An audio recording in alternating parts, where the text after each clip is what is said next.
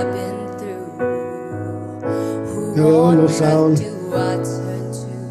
I look to you. I look to you. After all my strength is gone, in you I can be strong. I look to you. I look to you. And when melodies are gone, and you hear a song, I look to you.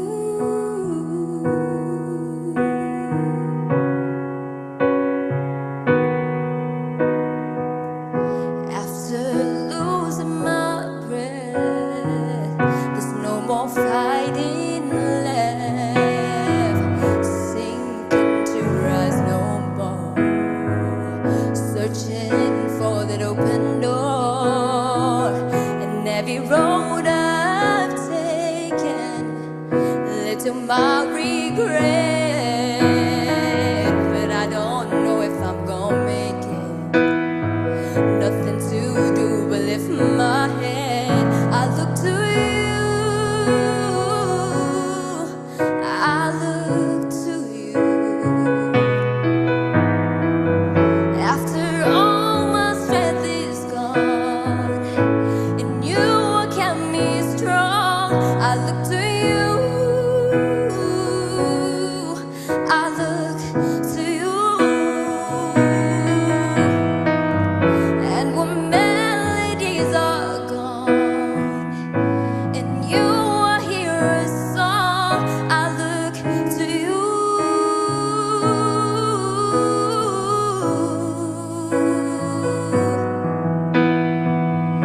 After all my strength is gone, in you I can be strong. I look to you.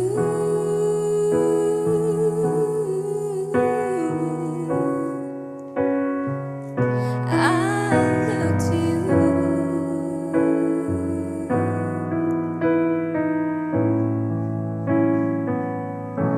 I look to you.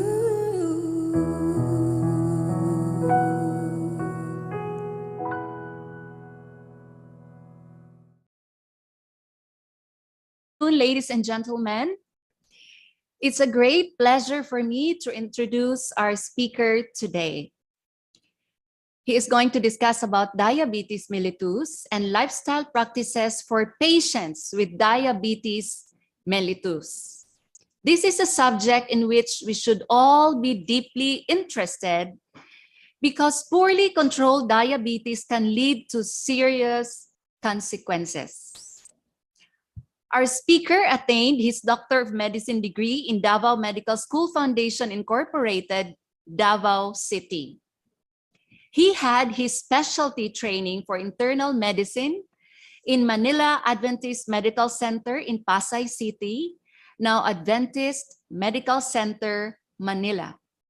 And he served as one of the chief residents for internal medicine during his specialty training. He is a rural health physician for Coronadal City Health Office under the local government unit of Coronadal City, South Cotabato. During the pandemic, our speaker is a team leader for COVID-19 medical containment and surveillance operations. He is an affiliate member of the Philippine College of Physicians, an associate fellow of the Philippine Academy of Aesthetic and Age Management Medicine Incorporated, and a member of the American Academy of Aesthetic Medicine. Our speaker is the president of the Adventist Health Professionals Organization in Southern Mindanao Mission under South Philippine Union Conference. Please join me in welcoming Dr. Stephen Mortera.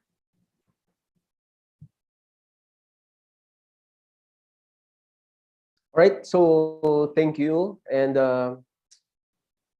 can everyone hear me? Yes, Doc. Yes, Doc. All right.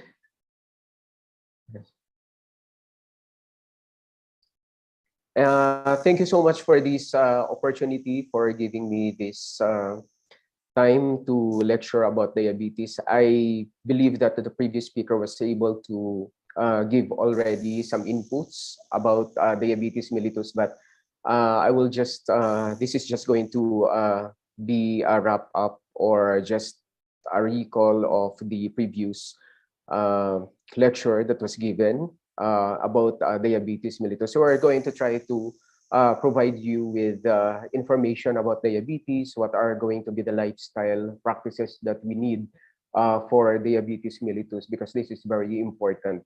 So the obesity or epidemic obesity and type 1 diabetes is likely to be the biggest epidemic in human history. And diabetes has been seriously underrated as global public health issue, and the world can no longer ignore the continued rise of the type 2 diabetes. So there are actually clear links among lifestyle, inactivity, aging, obesity, modernization that contribute to diabetes. And there are some debate as to why the rise of stats may be happening, whether it is due to improved public awareness and or whether everyone who is going to get diabetes already has it. And the prevention of type 2 diabetes is a major global public health challenge that we now face. So personally, I would like to thank the organizers of the platform, most especially to Ma'am Apple Buscato and the members of the Adventist Health Ministry to provide us with the opportunity to conduct a few lectures on this issue. And thank you also to Ma'am Lalaine. It's been quite a while since the last time that we were able to meet personally, but I hope that I'm going to be seeing you soon on one of our conventions for the Adventist health professionals. So thank you so much for this opportunity. So I will be starting the lecture, and I will be explaining in the best way that I can about diabetes mellitus. So next slide, please.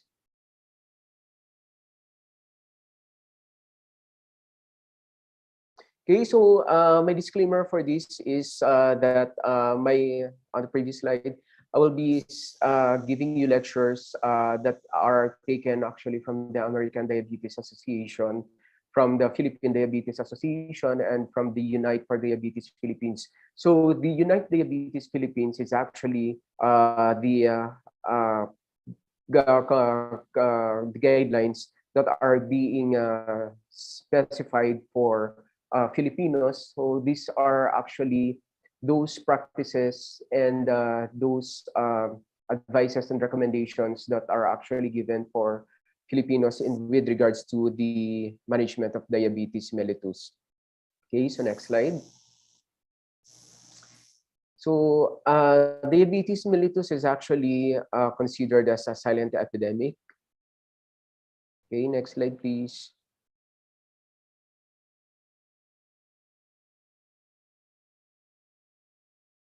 Next slide. Okay, so the data show that deaths due to diabetes mellitus, previous slide. Previous slide, please.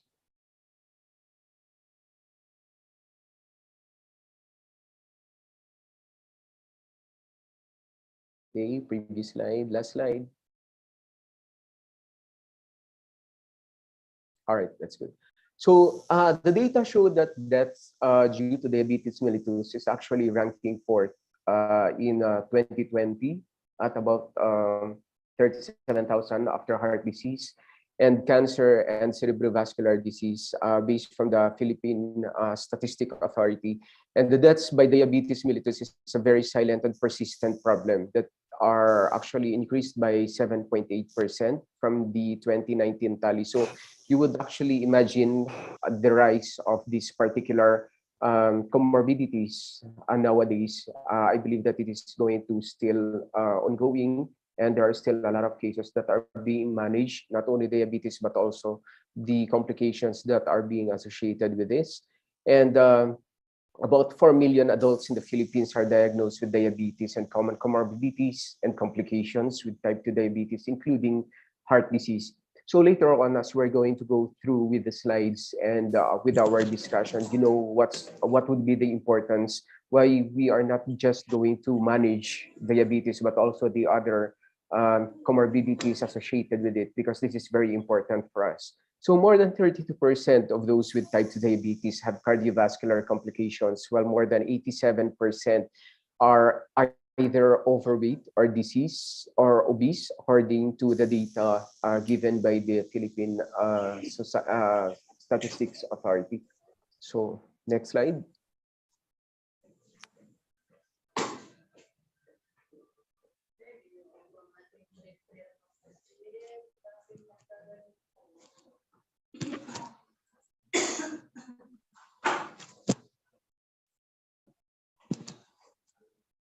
Next slide, please.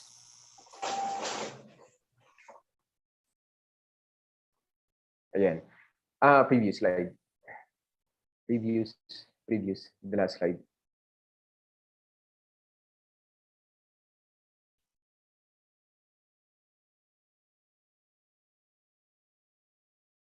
Previous, yeah, that's right. So this slide is just going to show us that according to the International Diabetes Federation, or the IDF, the prevalence rate of diabetes in Filipino adults is approximately about 6.3%. That means that out of 63 million adults in our country, almost 4 million have actually diabetes. But even with these high figures, there could be more undocumented diabetes cases in the Philippines. And after all, the IDF didn't include younger people in their data, and they didn't take pre-diabetes into consideration. So there is still the importance, while we have to consider also those pre-diabetics, and later on, we are going to tackle also about what are these individuals that belong to the category of pre-diabetics. So what's even more alarming is that in 2016 report, the World Health Organization announced that about 6% of all deaths in the Philippines occurred due to diabetes. So this is one of the comorbidities that we really have to focus on, because diabetes mellitus, not only with the association with all the other comorbidities that it has, but diabetes may be regarded as one of the salient or the important and yet silent epidemic that has been going on. So even in the public health practice, we can actually consider this as one of the major comorbidities that we need to put our attention to, because these are one of the important non-communicable diseases that we really need to give our focus into management and treatment, because if not going to be given attention to, this is going to really provide us with those complications that is quite detrimental in our health system today. Okay, so next slide, please.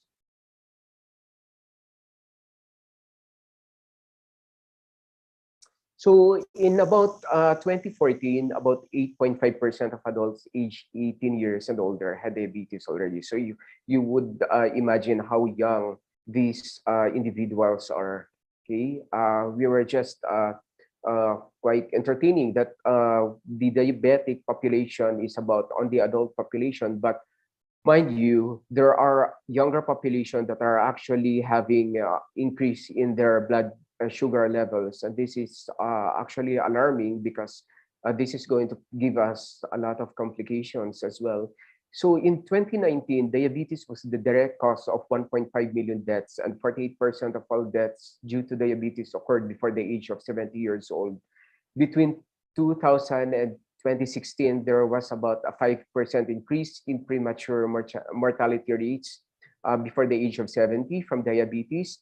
And in high-income countries, the premature mortality rate due to diabetes decreased from 2000 to 2010, but then increased about 2010 to 2016. So in lower to middle income countries, and that is going to include Philippines, the premature mortality rate due to diabetes increased across the both periods. So we don't have, was not able to get the statistics for the last 3 years, but I believe that this is still going to be increasing from from year 2018 until 2022. So you would just imagine how high the statistics are for the diabetics for that particular matter. Okay, next slide, please.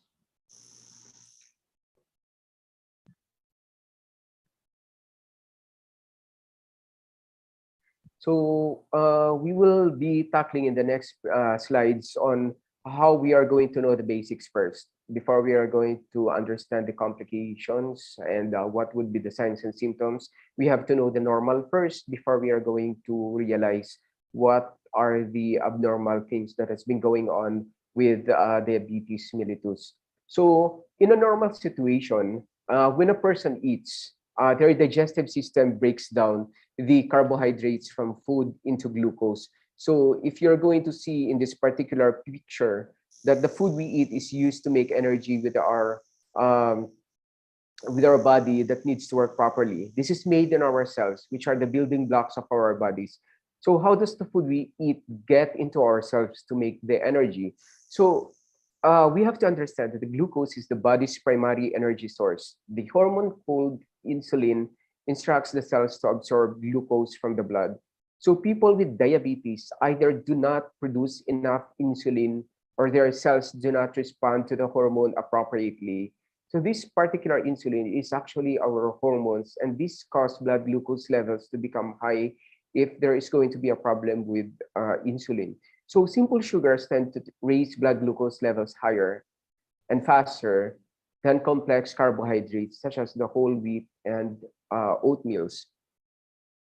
So this particular illustration is, for example, if you are going to intake any food into our system. So in our illustration, you can see that the apple is being digested. So our body is tend to digest this particular food, and later on, glucose as the primary energy source absorb is being absorbed into the bloodstream, and insulin as one of the most important hormones that we actually have is going to process this particular glucose so that it will be absorbed directly into our system.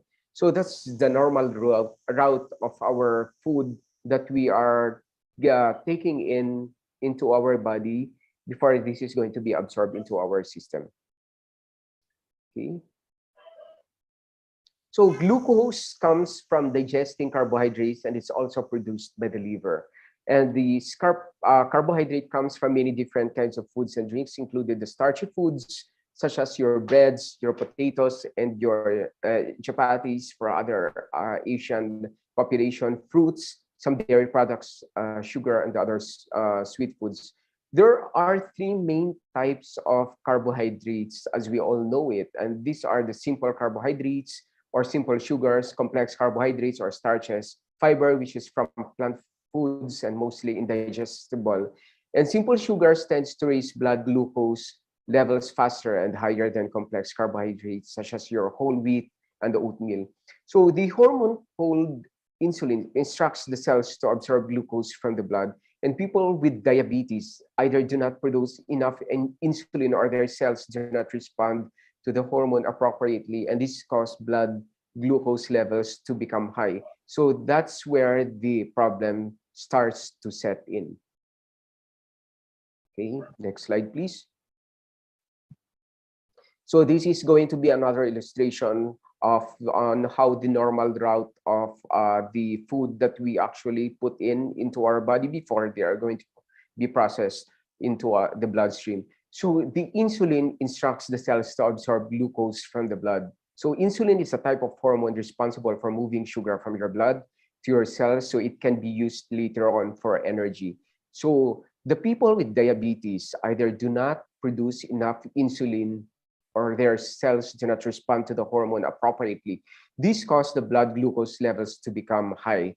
So the problem is on how this particular glucose will be processed into the system. Okay, so if there is going to be a problem with the insulin, then there is going to be the cycle of events that is going to produce the increase in the blood sugar in the system. Next slide. So this is going to be another illustration that we have to understand. So you see that the green one is your insulin and the red one would be your glucose. So the insulin is going to interact with your cells. And if there is not going to be any problem with your insulin interacting with your cells, then there is not going to be any problem with your glucose to be absorbed within your body. So insulin plays really a major part with the absorption of glucose into your system. Okay, next slide, please.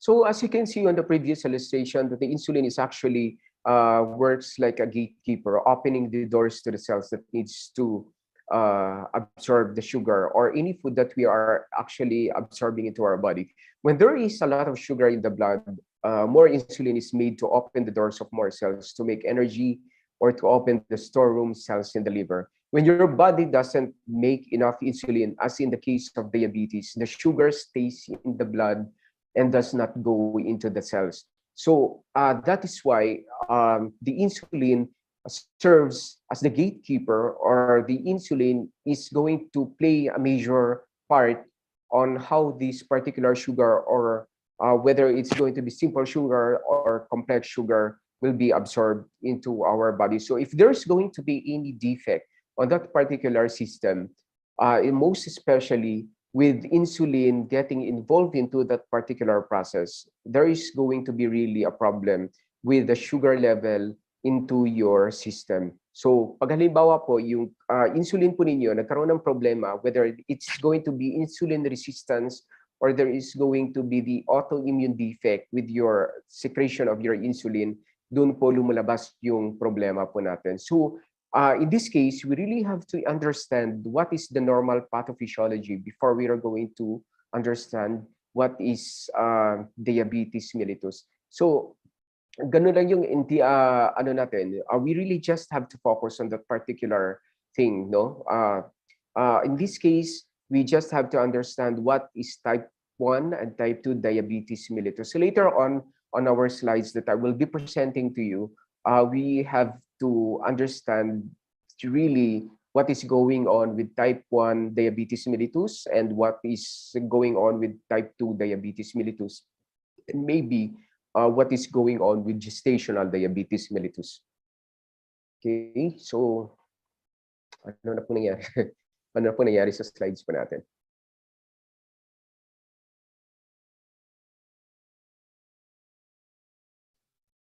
All right, so a person needs to keep blood sugar levels within a safe range, okay, to reduce the risk of diabetes and heart disease. People can obtain this sugar from their diet. However, glucose is also created by the body as it produces glucose and breaks down stored glucose. Okay, next slide, please. Okay, so what is actually happening in diabetes mellitus? So as we discussed previously on our slide, that in people that are healthy, the pancreas, an organ located behind the liver and the stomach, secretes digestive enzymes and the hormones insulin and glucagon into the bloodstream to control the amount of glucose in the body. The release of insulin into the blood lowers the level of blood glucose, or the simple sugars from food, by allowing glucose to enter the body cells where it is metabolized. So right after a meal, right after we have our breakfast, our lunch, our dinner, glucose and amino acids are absorbed directly into the bloodstream, and blood glucose rise sharply. The rise in blood glucose levels signals important cells in the pancreas called the beta cells to secrete insulin, which pours into the bloodstream. So within 20 minutes after a meal, insulin rises to its peak level. So we are going to expect that after we are going to have an intake of any form of food into our system, our insulin, if it's properly functioning, it is going to enact on that particular food 20 minutes after we have our meal. Okay, so next slide. So this illustration is just going to serve as an analogy for us to better understand what is going on with type 1 and type 2 diabetes. So insulin is the key that unlocks the door to the body cells. So you can see here that insulin will always serve as the key, and this is going to open your body cells for us to secrete or for us to store these sugars into our body. Once the door is unlocked, glucose can enter into the cells where it is used as a fuel. In type 1 diabetes, as you can see on the leftmost portion of the illustration, the body is unable to produce any insulin. So there is the defect in your key. There is the defect in your insulin. So there is no key to unlock the door, and the glucose builds up in the blood. In type 2 diabetes, however, develops when the blood can still make some of the insulin, but not enough, or when the insulin that is produced doesn't work properly, known as insulin resistance.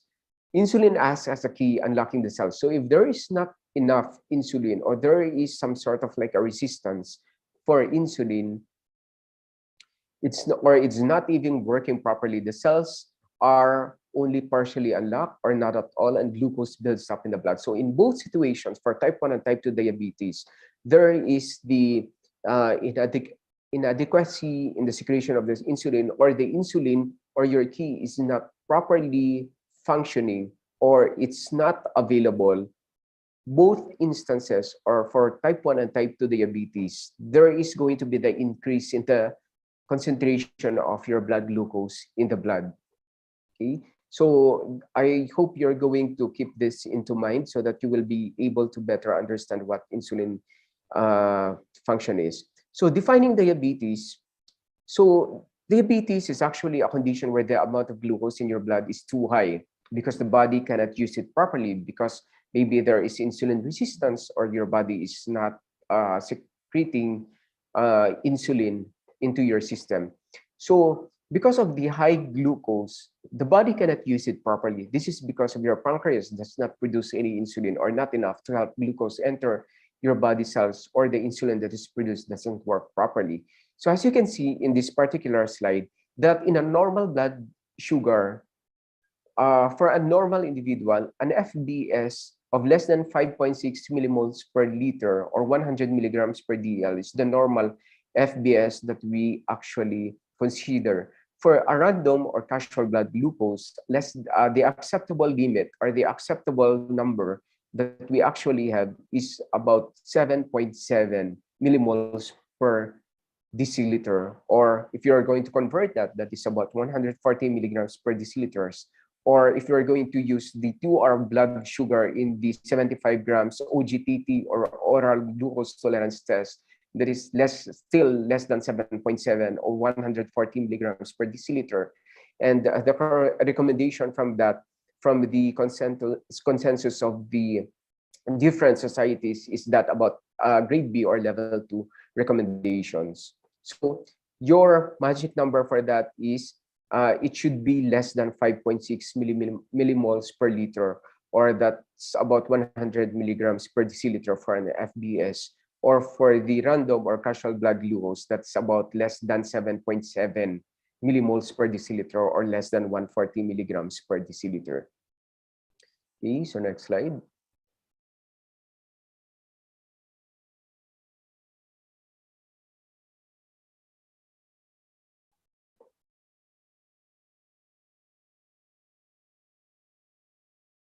Okay, so this slide is just going to show us that among asymptomatic individuals, ibig sabihin po nun is wala po silang symptoms, no? So tumaas yung sugar levels nila, but they don't actually have any symptoms. So these are asymptomatic individuals with positive results. So any of the 3 tests should be repeated within 2 weeks for confirmation. So either papagawa po kayo ng FBS po ninyo, or papagawa kayo ng OGTT po ninyo, or gagawa po kayo ng random blood sugar determinate test po ninyo for pag halimbawa tumaas po yung sugar levels po ninyo upon testing. So all the 7 clinical practice guidelines that were evaluated for adaptation and subsequently reviewed for recommendations on screening and diagnosis of DM type 2 advocate the fasting plasma glucose level. So all of these tests are actually very important into the diagnosis of diabetes. Pero yung based po sa consensus po ng mga guidelines and recommendations, your fasting blood sugar levels will always play a major role into the diagnosis of diabetes mellitus. So 75-gram oral glucose tolerance test and the random blood glucose as potential screening as well as diagnostic test.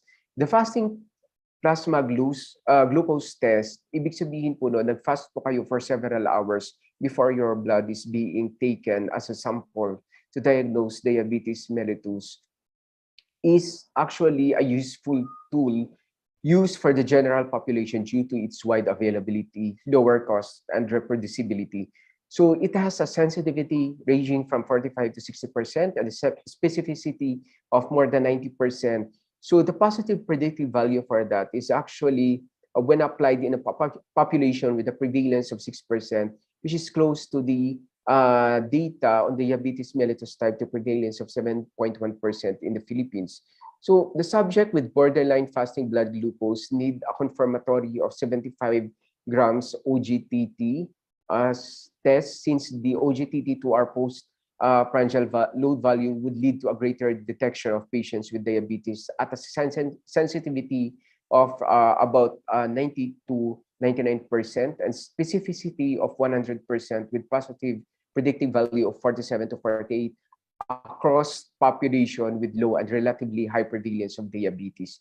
So your fasting plasma glucose might not detect some patients who are positive with OGTT, but if you are going to correlate everything, our testing, the clinical signs and symptoms of the patients and the prevalence of our patients being considered for DM, so medyo tumataas po yung range po natin for that.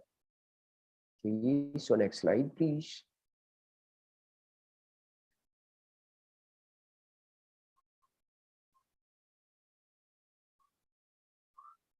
Okay. So the questions would be, sino po ba yung mga individuals that are recommended for screening? No? So this table is just going to show us the demographic and the clinical risk factors for type 2 diabetes mellitus. So why are we considering type 2 diabetes mellitus and why not type 1 diabetes mellitus? It is because yung type 2 diabetes mellitus po natin, sila po yung mas mataas yung percentage, no? So with our population. So pag tinitingnan po natin yung demography ng mga tao or yung mga patients natin that are having diabetes mellitus, a large percent of our population actually belongs to the type 2 diabetes mellitus.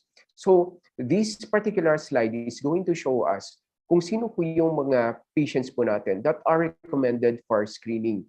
So this is also nice to know because kung halimbawa meron po tayong mga factors that belongs to this particular individuals, then I think the earliest time possible, we really have to have ourselves checked for diabetes mellitus. So all CPGs or the clinical practice guidelines reviewed recommend laboratory testing for confirmation in individuals at risk for diabetes mellitus. So yung American Diabetes Association, yung Canadian Diabetes Association, and other societies that are actually providing us with recommendations for testings, specifically enumerated the risk factors for diabetes with concordance among the 3 CPGs regarding the majority of risk factors. So according to the Canadian Diabetes Association 2008 recommendation, although the relatively low prevalence of diabetes in the general populations makes it unlikely that mass screening will be cost-effective, but then yung sa recommendations po nila is that we have to start screening patients with from 40 to 45 age groups. And even the American Diabetes Association 2010 recommends routine testings for all individuals aged 45 years old and above to properly screen and to properly see patients that needs to be screened for diabetes mellitus. But then CDA recommends as early as age 40, we really have to screen patients for diabetes mellitus because this has proved to be useful in detecting unrecognized diabetes. So in the Philippines, the 7th National Nutrition and Health Survey 2008 show that the significant burden or diabetes begins at age 40 years old. So approximating the national prevalence. So to be safe, we really have to start screening our patients, especially that they have this particular risk factor, to start screening our patients from 2008. Okay, so next slide.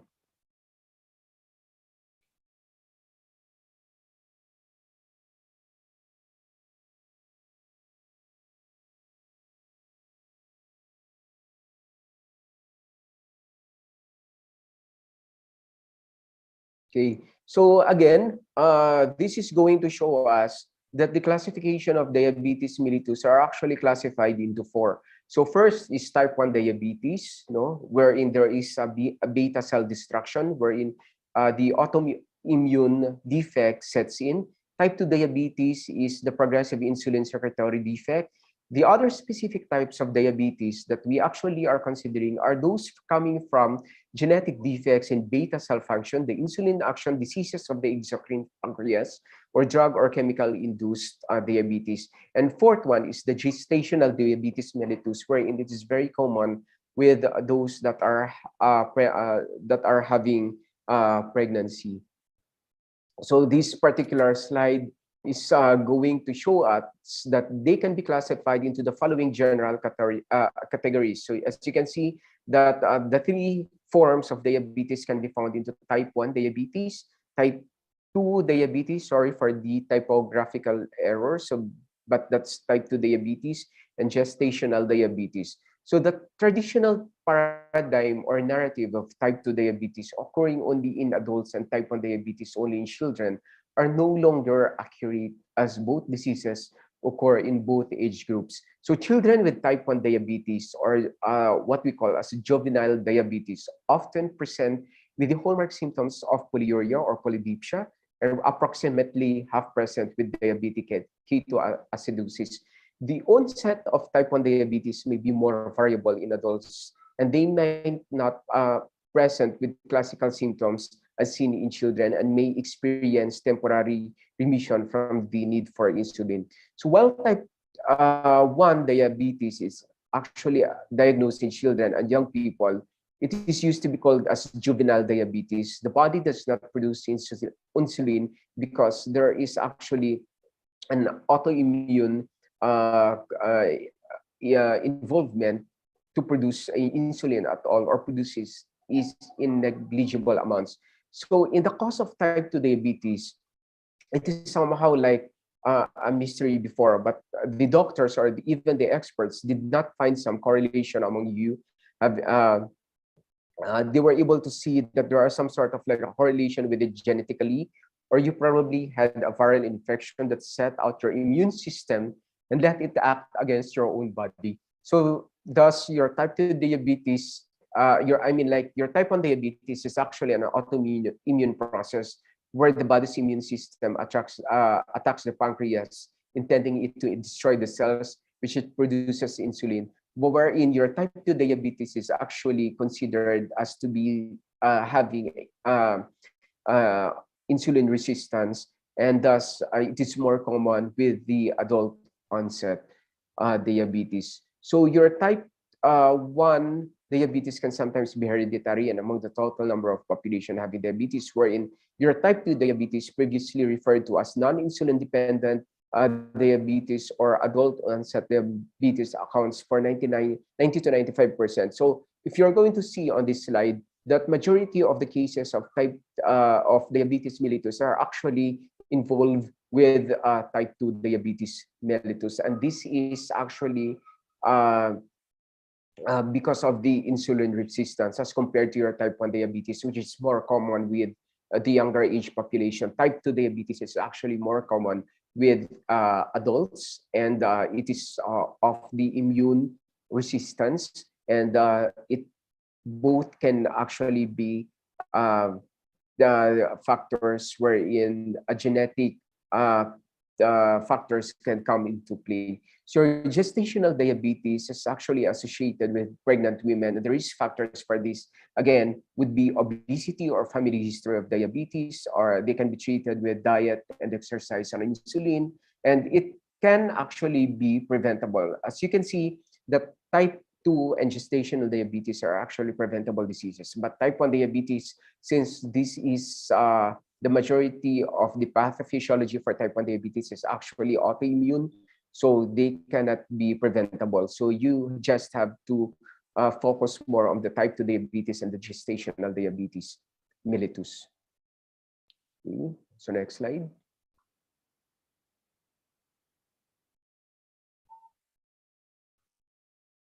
So we are actually halfway with our presentation.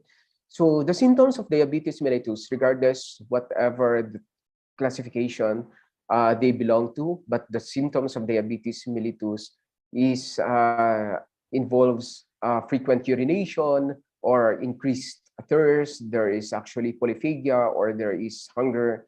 There is weakness, weight loss, blurred vision, nausea, slow healing of your cuts and your bruises, and tingling in of your hands. So usually the urination, the frequent urination actually occurs at night.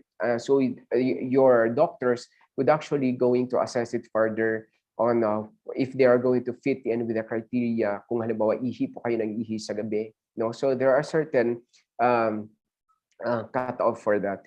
So the symptoms among men and women can vary. Along with the general symptoms of diabetes, men can suffer from poor muscle strength.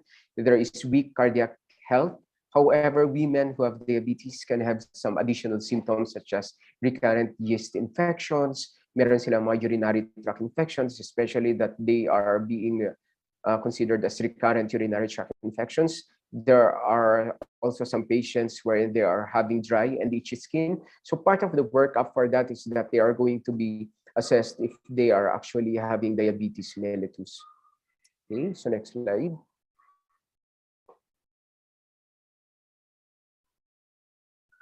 Okay, so what we don't like with diabetes mellitus, if they are going to develop long-term complications, and diabetes is a serious and if not well managed can lead to long-term health complications affecting many areas of the body, including your eyes, your heart, your kidneys, and even your nerves or even your feet. So the good news is that by keeping your blood glucose, blood pressure, and blood fat levels as near to normal as possible, together with following a healthy lifestyle, the risk of developing this kind of complication can actually be reduced. So these complications would involve the different systems of your body, as what you can see on these particular slides. So what would be the health impact for this particular slide, okay, or this particular discussion? So the adults with diabetes have 2 to 3-fold increased risk of heart attacks and strokes, combined with reduced blood flow, neuropathy, or nerve damage in the feet, increases the chance of foot ulcers, infections, the eventual need for amputation. So that is what we don't like to happen in our patients who are having diabetes mellitus. Diabetic retinopathy is an important cause of blindness and occurs as a result of long-term accumulated damage to the small blood vessels in the retina.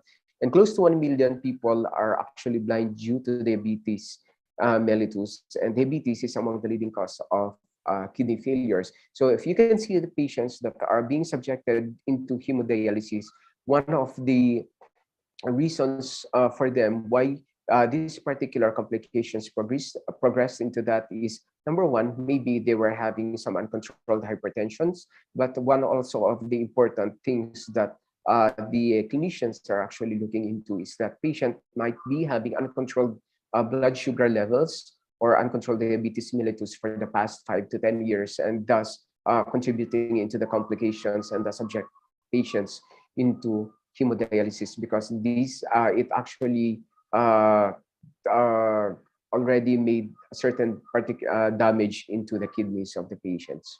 Okay, so next slide.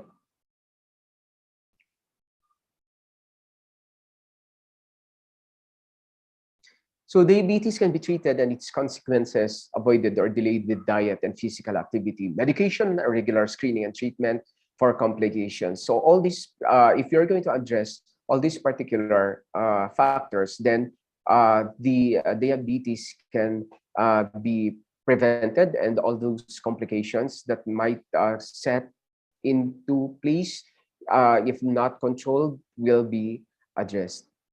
Okay, next slide.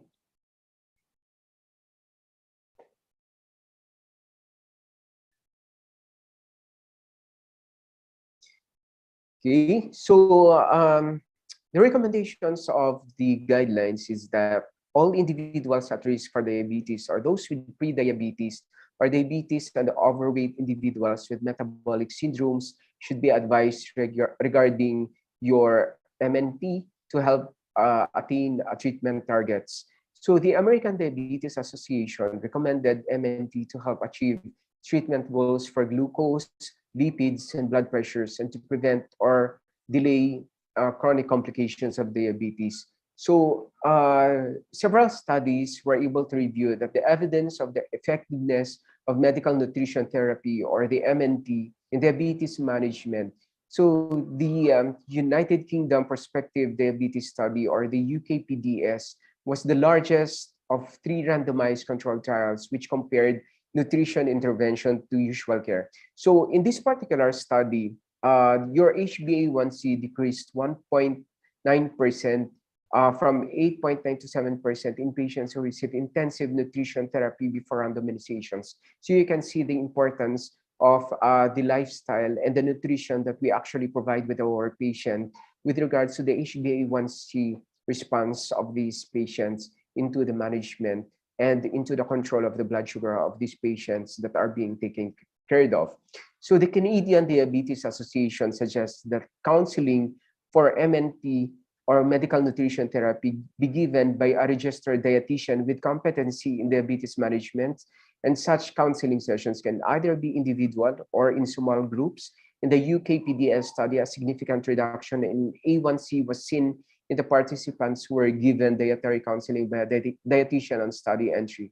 So the International Diabetes Federation, or IDEF, recommends that counseling be offered upon or shortly after diagnosis, with initial consultation and 2 or 3 subsequent follow-up sessions.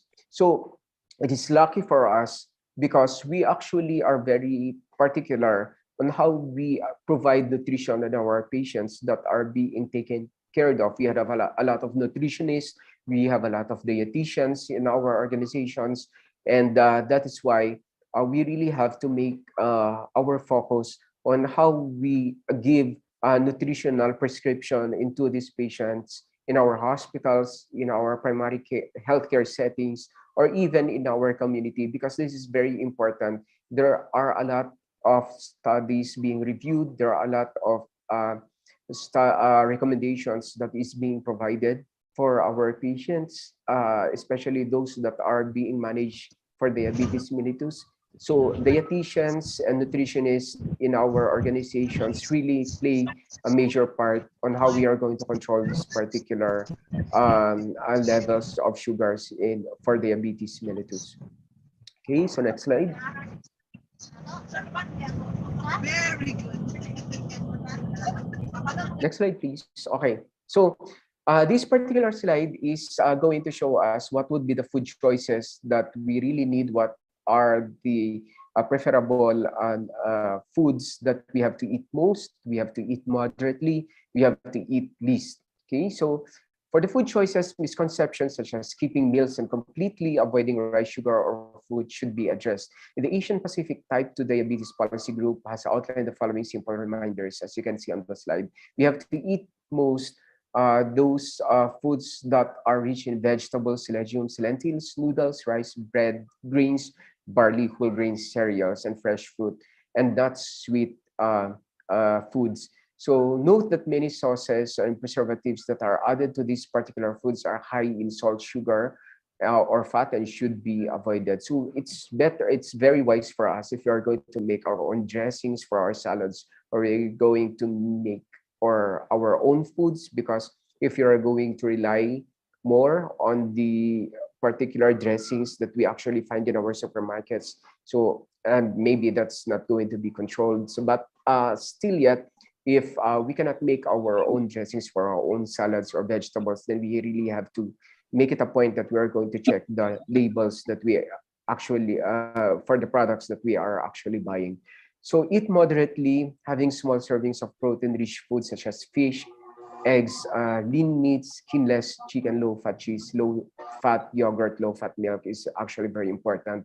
And on the bottom of our pyramids is that we have to minimize fat, sugar, salt, and alcohols because this is really not going to be beneficial for us.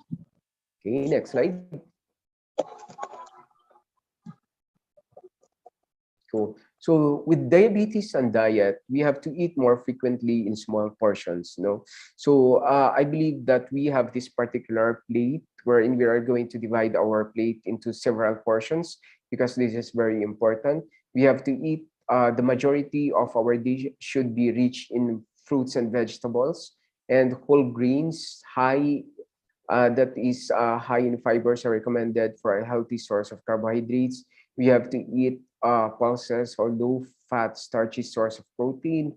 We have to reduce our intake of saturated and trans fatty acids, and we have to select from the milk and low-fat dairy products and reduce the consumption of cheese and butter. We have to reduce our sugar intake. We have to reduce our salt intake. So that is a very important points that we really have to consider. Okay, so next slide. So with physical activity, because this is very important, in all things, we actually consider going into more physical activity and not just going to be sedentary in on our practices. So people with diabetes are encouraged to exercise regularly for better blood sugar control and to reduce the risk of cardiovascular disease. Because as we have discussed previously, that diabetes can play or can be considered as one of the major risk factors for any cardiovascular events. The reason for this is that muscles which are working use more glucose than those that are resting. Muscle movement leads to great sugar uptake with the muscle cells and low blood sugar levels. Exercise is the common term used to describe any bodily activity that enhances or maintains physical fitness and overall health and wellness. So the most prominent forms of exercise are actually aerobic and anaerobic exercises, and commonly referred to as cardio and resistance training. So these two are actually different in their own way, but actually both have their own benefits, the body in their own way. So aerobic exercises, if that is going to be our preferred route or preferred practices, is actually low to high intensity movement that elevates the heart rate for a sustainable amount of time. It can actually improve cardiovascular health and endurance and overall body conditioning.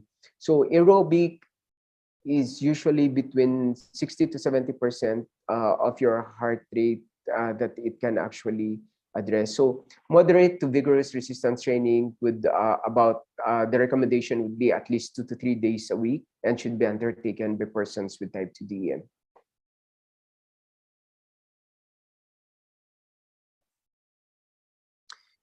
So we have to take into consideration the blood sugar levels of our patients that are going through exercises, because you cannot just do or adapt certain exercises that might not be beneficial for you.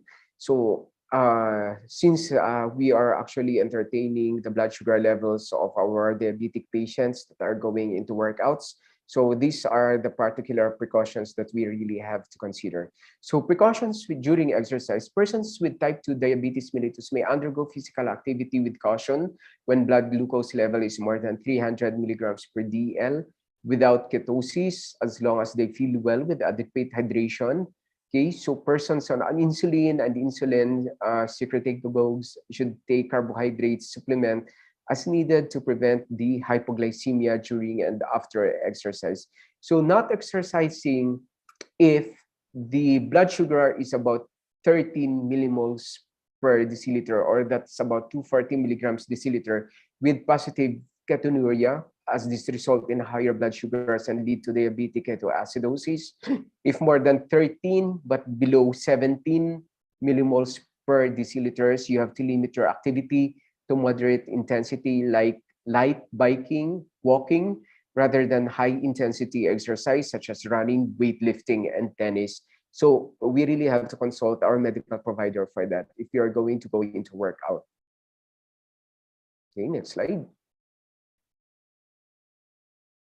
So consideration would also be given, previous slide please, for those taking beta blockers and statins, should be noted, and individuals with long-term complications of diabetes may undergo supervised physical activity. Okay. So, okay, smoking. What about smoking? So, smoking increases the risk of developing long-term health complications such as cardiovascular disease, lung, and mouth cancers. So we all know that smoking is bad for our health, but diabetes and smoking are deadly combination. So many kinds of cancers and cardiovascular diseases are linked to it. There is not one organ that is not affected negatively by smoking, but most of these diseases are fatal. So the harmful effects of smoking becomes exponential for those who have diabetes. And a lot of research has proved that smoking regularly increase the risk of developing type 2 diabetes. While diabetes is bad enough, smoking increases the problem many times over as it causes more complications.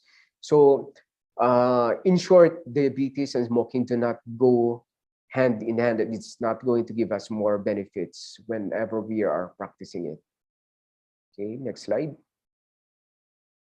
So why are diabetics find it hard to quit smoking? So there are two primary reasons why those with diabetes find it more ominous to quit smoking. So number one is that most diabetics fear the weight gain that is associated with smoking. So however, the weight gain is negligible and it's much more better side effects than all negative issues that our smoking causes. So the people with diabetes are also at higher risk of developing depressions. So by quitting smoking, they may feel the lows to a higher degree than those who do not have diabetes. The increased stress levels stop the process of quitting smoking and increase the consumption of tobacco. So what we actually can do for this particular patient is that every time you feel like smoking, exercise, you could go for a walk. Maybe you have to jog or do dance or yoga instead as a healthier alternative to smoking. So exercising also reduces stress levels. So try nicotine replacement therapy if you really are not going to quit it faster. But the best thing is that for you to have a target for you to quit smoking, because nicotine replacement is just going to be a band-aid solution for everything, but you really have to stop smoking. Engage in activities that make you happy. Most people forget to smoke when they are enjoying life. Caffeine makes cigarette taste better. So until you are sure you won't relapse, stay away from coffee and caffeinated drinks. So as one of the summaries that we really have to take into is that in preventing type 2 diabetes is that we really have to maintain a healthy diet. We have to really lose weight. We have to exercise regularly. And should you be screened for diabetes, talk to your doctor for it.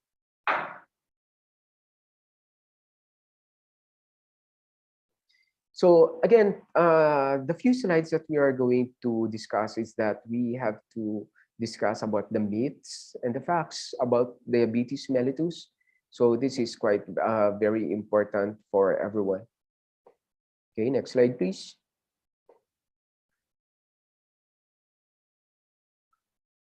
Next slide. So one of the myths that we are entertaining is that people with diabetes can't eat sugar. So how true it is? People with diabetes can actually eat sugar. Okay, so I don't deprive yourself for that, because people with diabetes needs to eat a diet that is balanced, which can include some sugar in moderation, but you just have to look after your for these things. Okay, number two, type 2 diabetes mellitus is actually mild. So what we can emphasize here is that type 2 diabetes, there is no form of diabetes that is actually mild. Okay, if poorly managed, it can actually lead to serious or even life-threatening complications, as what we have discussed on the previous slide and what has been discussed with you with our speakers, because there's a lot of complications that may be taken into consideration if this is not being controlled. So good control of diabetes can significantly decrease the risk of complications. So what we don't like is those complications that might set in. Okay, so high prominence of diabetic sportsmen and women have disproved this particular myth that diabetes can only affect fat people. People with diabetes should take part in exercise to maintain a healthy lifestyle. There are some factors worth considering before partaking in sport, but there is no reason why people with diabetes can participate in most cases. So as you can see, 20% of people with type 2 diabetes are of normal weight or they are actually underweight. So it's not actually true with fat or obese people. Okay, next slide.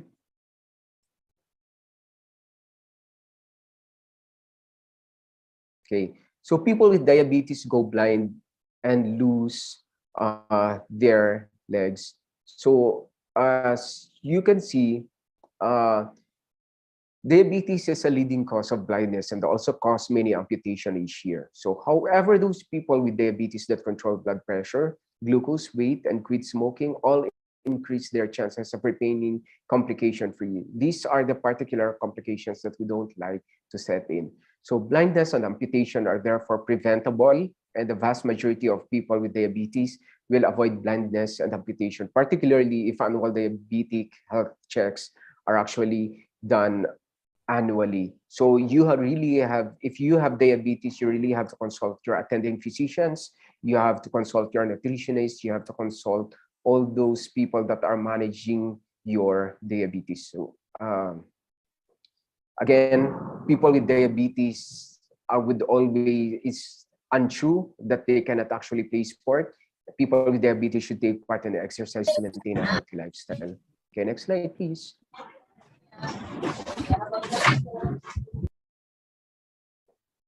So these are just simple key points that we really have to keep in mind with regards to diabetes mellitus. Okay, so next slide.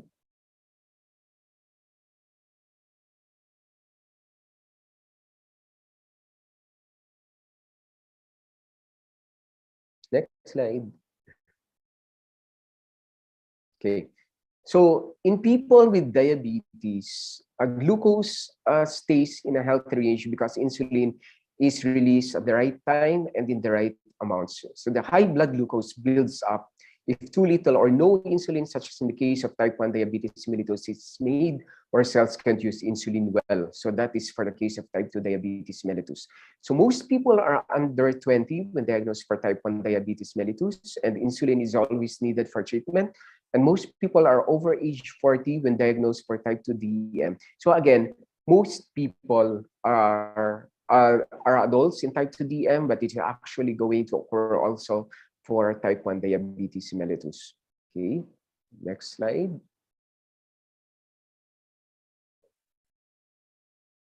So the treatment may change for over a lifetime, but includes education, healthy lifestyle. For example, no smoking, diet, and exercise will always play a major role. Medications, including the insulin and the other oral medications. So reduce chances of developing complications through blood glucose control, the blood pressure control, cholesterol control, regular visits to your healthcare providers, and early detection and treatment of complications. And these are actually very important in the management of diabetes to reduce the chances of developing complications. So again, what we don't like are the complications that might set in if we are not going to control our blood sugar levels for diabetes mellitus. Okay, next slide.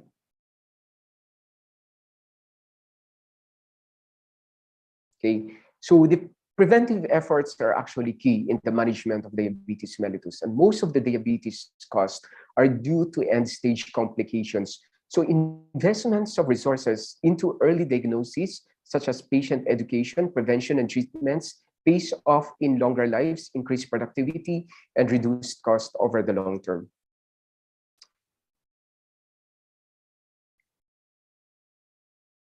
Okay, so I guess that would be the last slide.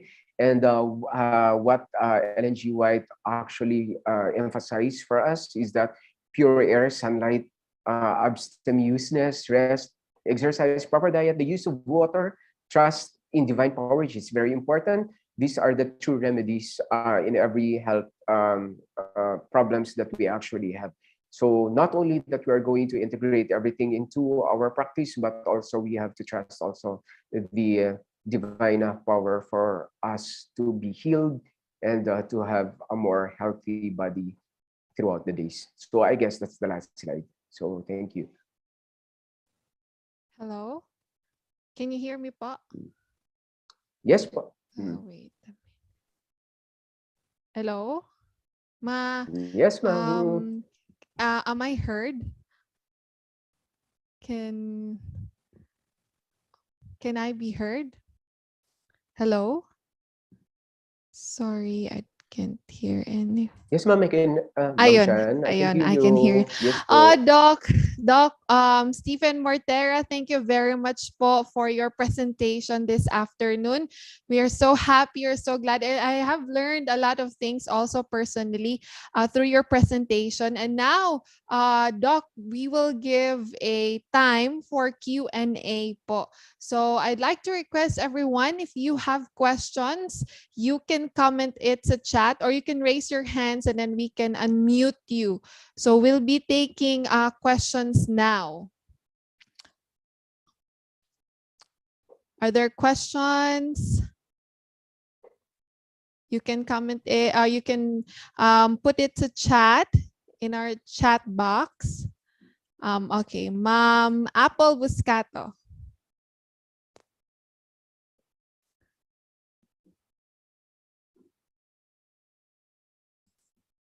Okay. Yes, ma'am. Doc, my friend is doing everything Yes. right. He's counting carbs, planning meals, going for daily walks, but sometimes his diabetes is out of control. Can stress and hormones mess with blood sugar? Yes, we have to remember that also we have a lot of hormones coming into play for as they are going to affect also our blood sugar levels. We have to remember that we have cortisol or our stress hormones that is going to affect also our blood sugar levels. So if we have excluded all these particular factors and how we are going to control diabetes, then we have to take into account on how we are going to reduce the stress levels that we actually have, because maybe if you are not going to control that, they are really going to affect also our blood sugar levels. So if you can, there are so many instances wherein we are managing patients also in the intensive care unit, wherein there has been a rise of the blood sugar levels of patients, but this is basically because of the stress the body is actually going through. So this is actually expected. So just merely by that particular fact that stress will always be one of the reasons why some of our patients would have high blood sugar levels, just because of the stress the body is actually experiencing. So for that particular matter, if the all the treatment management has been exhausted already, has been used, and they can see that there are a lot of stress that has been going around, then maybe they just have to reduce that, so that all these particular factors will be integrated and will probably control the blood sugar levels of our patients. Thank you, Doc Stephen Mortera, for the. Do you have a follow-up question, Ma'am Apple? Doc, how important is working with multidisciplinary team of health professionals when it comes to diabetes? Because most of the patients would just treat it normally, or others would be in denial stage and they would not seek for help. Okay, so as we can see that the management of our patients would always be multifactorial. So it's not just going to be the role of the patients. There is going to be the role of our endocrinologists or our diabetologists, our nutritionists, our dietitians, and we are not going to stop in there with these particular specialists. But as you can see, there is actually the role of our family members and how they are going to support these particular patients, because psychosocial support would always be one of those efforts that needs to be integrated into the management of our patients. So your doctors your specialists, your nutritionists, your dietitians would be handling the clinical side of the management of our patients. But a lot of the major factors that needs to be integrated also in the management of our patients would always comes from the family members to your friends, and how you actually play your part as well as a patient on how you're going to manage the and how you're going to integrate these recommendations into your treatment modalities. Ayun, thank you very much, Doc Stephen Mortera. Ma'am Apple, do you still have any questions? Wala na siya. Thank you Ayun, so much, Doc. thank you, Ma'am Apple. Doc, I do have a question. Now, this is somewhat similar to the first question that Ma'am Apple had. This really caught my attention. Now, a while ago, you mentioned about the list of what you have are risk factors. That's why you're recommended for screening. And there was one mental health disorder that I saw, that's schizophrenia. Can you please give an idea why people who have schizophrenia should have a screening for diabetes?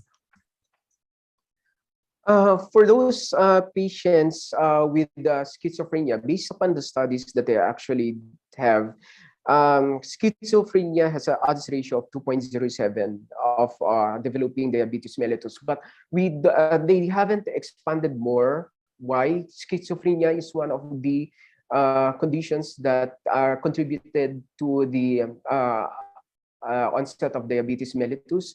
But it's quite significant, but based on the recommendations and the studies that they actually have, that high cholesterol and the hypertension and cardiovascular disease, plus the background of family members who are having diabetes mellitus, will always play the most consistent and major role in developing diabetes mellitus. But that's actually one of the questions also, but they haven't expanded it really on why schizophrenia among the other mental health disorders that will always provide as one of the risk factors. But from their own studies, for diabetes mellitus, it's quite clinically significant based on the research.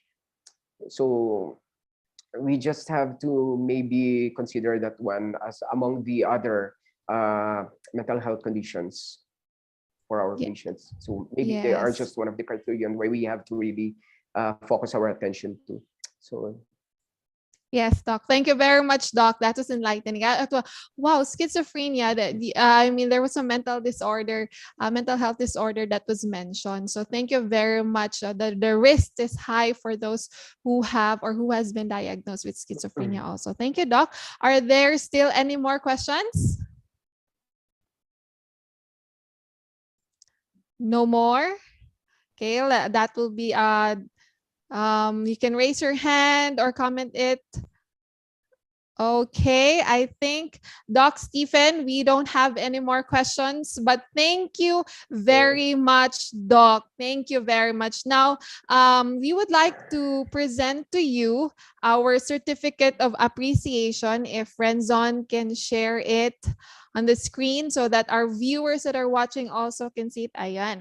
So Adventist Health Ministries would like to award to you a certificate of appreciation to Dr. Stephen Mortera in grateful acknowledgement of his distinguished and invaluable service rendered as resource speaker during the health webinar, thereby contributing immeasurably to the prestige and success of the program. Signed by the Health Ministries Director of South Philippine Union Conference, Dr. Reynald de la Cruz. Signed also by the Health Ministries Director of Southern Asia Pacific Division, Dr. Maria Rizalin Alfanoso, Sir Jacinto Adap, our Executive Secretary of SSD, Pastor Wendell Mandolang, and of course, the President, Pastor Roger Caderma. So thank you again very much, Doc Stephen Mortera. yeah. Thank you, Sean, and thank you everyone for the organizers, and also to Ma'am Laline and to our president as well, and the Adventist Health Ministries. Continue with your advocacy, and continue to have your health lectures. This is very important for everyone. So thanks for the opportunity. Thank you, Doc. I hope that this will not be the last. We're really hoping to learn more about this, and everybody that's here will be eager to share also what they've learned and to live what we've learned and heard this afternoon. Is Doc Lalaine Alfonoso still present? Hello, Shan. Can you hear me? Yeah, Shan. Can I be heard? Yes, Shan? Ma'am Asoy. Good afternoon. Okay, on behalf of Helen, she's been trying to get through, but her signal is not really good. So, in behalf of her, I would like to thank Dr. Rivera for the very nice presentation. And also, I'd like to appreciate and acknowledge also our attendees this afternoon. Thank you for being with us till the next health webinar. Thank Yes, you very Shan. much, Ma'am Asoy. So Ma'am Asoy is the secretary of Dr. Maria Rizalin Alfanoso. Thank you po very much. We miss you, Ma'am Asoy, here in SPUC. Okay, Thank you. everyone, thank you very much for coming and for participating. Thank you again for Dr. Stephen Mortera. We'd like to thank also Ma'am Apple Buscato for the coordination for organizing today's event. And of course, our technical team, no, Renz and Tero, Hope Channel South Philippines crew. Thank you very much. And we'd like to say hi to our viewers that are watching. I hope that you will share this episode to your friends and you will have a fruitful discussion about diabetes. And now to close, we will be hearing one song and then the closing prayer by Miss Rufa Leia Rapal from Central Mindanao Mission.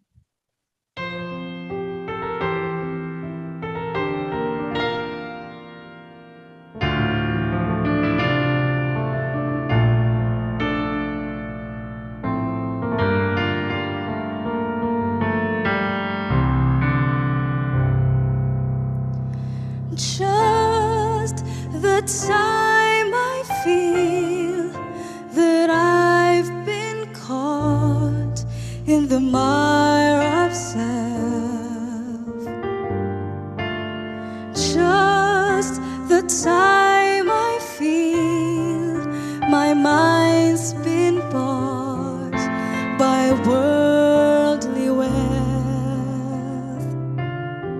That's when the breeze begins to blow. I know the Spirit's call, and all my worldly wanderings just melt into His love.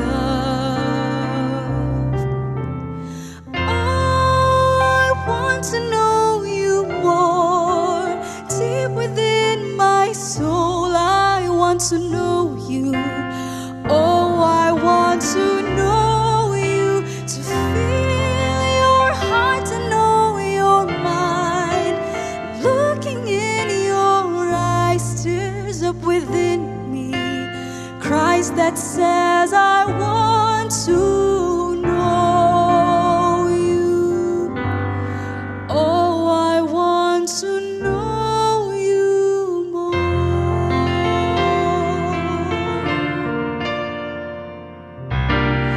When my daily deeds ordinarily lose life and song, my heart begins to bleed. Sensitivity to Him is gone. I've run the race, but set my own pace and face a shattered soul. But the gentle arms of Jesus is warm, my hungering to behold. I want to know you more, deep within my soul. I want to know you. Oh, I want to know you, to feel your heart, to know your mind. Looking in your eyes, stirs up within me Christ that says, I want to know you. Oh, I want to know you, and I would give my final breath to know you in your death and resurrection. Oh, I want to know you more. Oh, I want to know you more. Oh, I want to know you more.